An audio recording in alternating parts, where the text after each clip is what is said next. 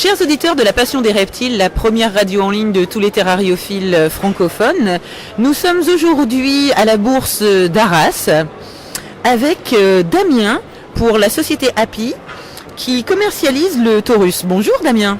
Bonjour. Alors dis-nous, qu'est-ce que c'est que le Taurus ?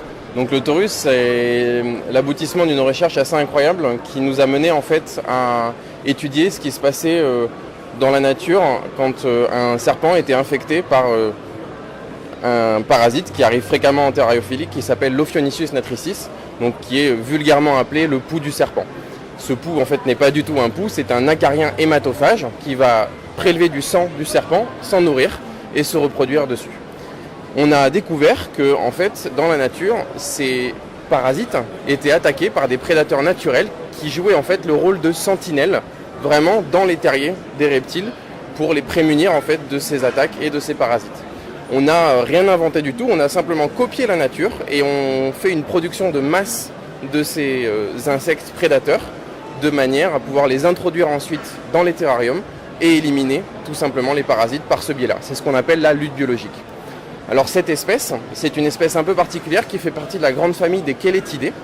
Et c'est une espèce qui est vraiment spécifique de l'Ophionychus natricis et qui va aller consommer aussi bien les œufs, les larves, les nymphes et les adultes de ce parasite.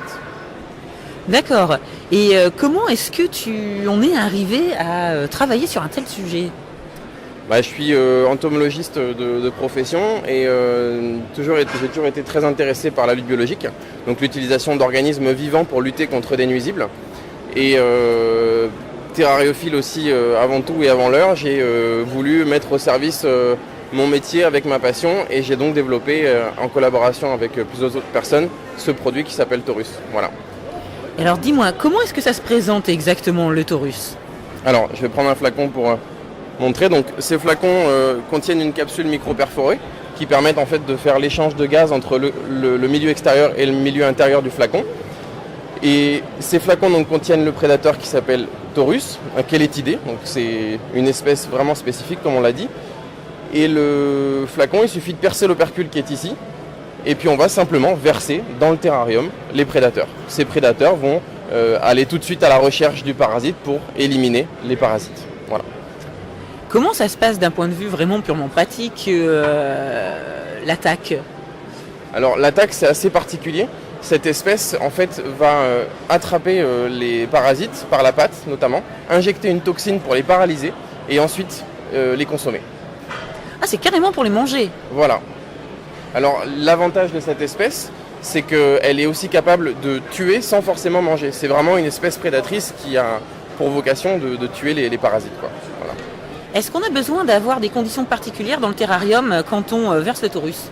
Oui, tout à fait. On a vu avec l'expérience que malheureusement, sur tout ce qui est sol nu, c'est-à-dire où des terrariums sont soit sur papier journal, soit sur sopalin, l'efficacité est moindre et il vaut mieux utiliser pour cela, pour le Taurus, des substrats type organique, fibres de coco, aspen et autres, de manière à ce que en fait, les prédateurs puissent libérer leurs œufs, pondre leurs œufs dans le substrat, de manière à générer des générations successives.